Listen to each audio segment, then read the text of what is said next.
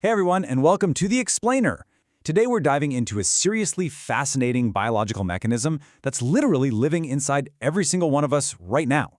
We're going to explore this wild concept that the human body actually comes equipped with a hidden brake pedal, like a physical anatomical pathway that elite athletes and top performers use to absolutely master their recovery, handle crazy amounts of stress, and push their physical performance to the next level. You know, have you ever wondered why some athletes just seem to bounce back instantly from a truly grueling workout, while others just crash, hit a massive wall, and eventually burn out entirely?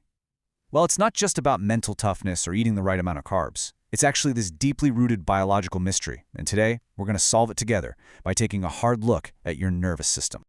Okay, so let's look at our roadmap for today. We're going to cover the ultimate brake pedal, vagal tone and heart health, HRV for recreational athletes, a very important safety disclaimer, some practical exercises to boost vagal tone, and then we'll wrap it up with key takeaways and next steps. Let's jump right in. Section 1, the ultimate brake pedal. All right, I want you to meet the star of the show, the vagus nerve. This is your 10th cranial nerve, and let me tell you, it is an absolute powerhouse. It originates right up in your brainstem, specifically in a region called the medulla oblongata, and it wanders all the way down through your neck, your chest, and right into your abdomen. In fact, it makes up about 75% of all your parasympathetic nerve fibers. Think of it as this massive, high-speed fiber optic network, directly linking your brain to your vital organs, especially your heart. And the strength or the activity level of that connection, that's what we call your vagal tone. To put this into perspective, think of your autonomic nervous system literally like a car. Your sympathetic system is the gas pedal. It uses a neurotransmitter called norepinephrine to fire up your fight or flight response, revving up your heart rate when it's time for action. But your parasympathetic system, which is completely driven by that vagus nerve, is your brake pedal. It uses a totally different neurotransmitter called acetylcholine to pump those brakes, slow everything down, and shift your body into rest and digest mode.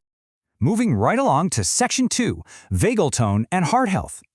So here's a crazy fact for you. Your heart actually has its own built-in pacemaker, called the sinoatrial node. If you were to somehow snip away all the nerve connections to your heart right this second, those pacemaker cells would just naturally fire on their own at about 100 to 105 beats per minute. I mean, think about that. That is incredibly fast for a body just sitting at rest. It would be a massive, constant waste of your metabolic energy.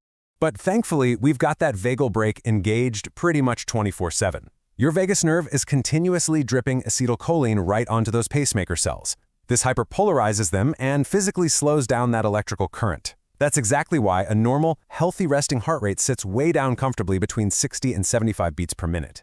And having high vagal tone is amazing for you. Because your heart beats slower, your heart's chambers actually have more time to fill up with blood, which gives you a larger, way more efficient stroke volume with every single beat. High vagal tone also actively mitigates systemic inflammation across your whole body and allows your heart rate to just plummet back to normal immediately after a hard sprint. We call that your heart rate recovery, and it's a huge marker of fitness. All right, let's get into Section 3, HRV for recreational athletes. So how do we actually measure this invisible brake pedal? Enter heart rate variability, or HRV. You might assume a healthy heart ticks perfectly, evenly, like a rigid metronome, right? Actually, no. There are these incredibly complex microscopic fluctuations in the exact milliseconds between each of your heartbeats.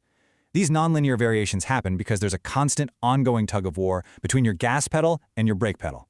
When you have high variability, which we often measure using a metric called ARM-SSD, it means your vagus nerve is super active. It's actively applying the brakes and dynamically adapting to whatever's happening around you. Basically, high HRV means you are fully recovered and totally primed to train hard. Now this is where it gets super practical. Modern sports science is shifting heavily toward HRV-guided training, and it is a total game changer for recreational athletes. Look, if you're an amateur training for a 10K or a marathon, you don't just have workout stress. You have a demanding job, you have family stress, maybe you got terrible sleep last night. Traditional rigid training plans completely ignore all of that life stuff. But tracking your HRV gives you an objective, daily readiness score that actually factors in the total load your nervous system is carrying. Get this. Studies have shown that when everyday athletes follow those super rigid, standardized training programs, up to 20% of them end up as what we call non-responders. That means they do all the grueling workouts, they put in the sweat, but they see absolutely zero improvement, or worse, they actually decline because their bodies are chronically overtrained. Tracking your HRV completely eliminates that problem by pinpointing your own personal optimal windows for when your body is actually ready to adapt and grow. It really is like a traffic light for your body. When your daily HRV is in the green zone, your vagal tone is strong. That means you have full physiological recovery, so you've got the green light to crush that high-intensity interval session. Now, if your HRV drops into the yellow zone, you're carrying some partial fatigue. So you should probably just stick to a low-intensity recovery jog. And if your HRV crashes down into the red zone, listen, your autonomic nervous system is literally screaming for help. That is a day for complete rest, so your vagal brake can come back online and reestablish some balance. Which brings us to Section 4, an important safety disclaimer. Okay, quick pause here. I need to be super clear that the information in this explainer is strictly for knowledge and educational purposes, because we are talking about physiological techniques that directly manipulate your heart rate and your autonomic nervous system. You absolutely must consult a doctor, a physiotherapist, or a certified trainer before you start trying any of the breathing or cold exposure protocols we're about to dive into. Safety first, always. All right, back to the fun stuff. Section 5, exercises to boost vagal tone. Think of your breath as the literal remote control for your nervous system. First up is resonance frequency breathing. That's inhaling for exactly 5 seconds and exhaling for 5 seconds. Doing this perfectly aligns your heart rate with your breath, maximizing something called your baroreflex sensitivity. Then there's extended exhalation. When you exhale longer than you inhale, like a 4-second inhale followed by an 8-second exhale, you specifically trigger a part of the brainstem called the nucleus ambiguus. That dumps acetylcholine straight onto the heart and forces it to slow down. Fast. Finally, the famous Navy SEAL box breathing method, 4 seconds in, hold for 4, out for 4, hold for 4, is an incredible, battle-tested way to rapidly kill off panic and physiological arousal in high-stress situations. Yeah, if you need an absolute, instant, powerful reset, you can actually hijack an ancient biological pathway known as the mammalian diving reflex. By holding your breath and submerging your face in a bowl of cold water, we're talking under 15 degrees Celsius, for just 10 to 20 seconds, you stimulate the trigeminal nerve in your face. This sensory nerve immediately yells at your vagus nerve to induce profound bradycardia. That's a massive, sudden slowing of the heart rate. It literally terminates acute panic in its tracks and forces your body into a state of deep physiological conservation. It's wild. But wait, there's more. Beyond just breathing and splashing cold water, there are other amazing mechanical and thermal ways to modulate this. Full-body cold immersion systematically lowers your inflammatory markers and raises your long-term baseline HRV. Also, making low-pitched vocalizations, like humming or singing, actually physically vibrates the laryngeal branches of the vagus nerve right in your throat, kicking off parasympathetic activity. Even a moderate 10-minute neck and shoulder massage activates baroreceptors that increase vagal modulation.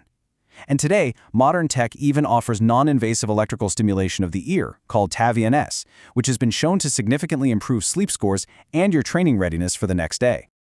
And finally, Section 6, takeaways and next steps.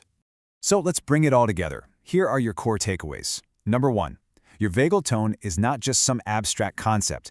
It is your literal, physical brake pedal that dictates how efficiently your heart beats and recovers. Number 2, tracking your daily HRV, specifically that RMSSD metric we talked about, acts as a real-time window into your nervous system's capacity to handle stress. Number 3, using an HRV-guided approach keeps you out of that 20% pool of non-responders and seriously protects your longevity as an athlete. And lastly, you have the power to train this system. Deliberate breathwork and cold exposure give you profound autonomic flexibility. The science is absolutely clear, and the tools to master this are entirely in your control. But knowing is just half the battle. So, I have to ask, how are you going to step up and use your body's hidden brake pedal to optimize your very next workout? I really hope you found this deep dive into the cardiovascular science of recovery as fascinating as I did. If you want to master even more of your body's hidden systems, please hit that like button, share this explainer with a training partner who really needs to optimize their recovery, and be sure to subscribe to the channel right now for more breakdowns. Thanks so much for hanging out, and I'll see you in the next one.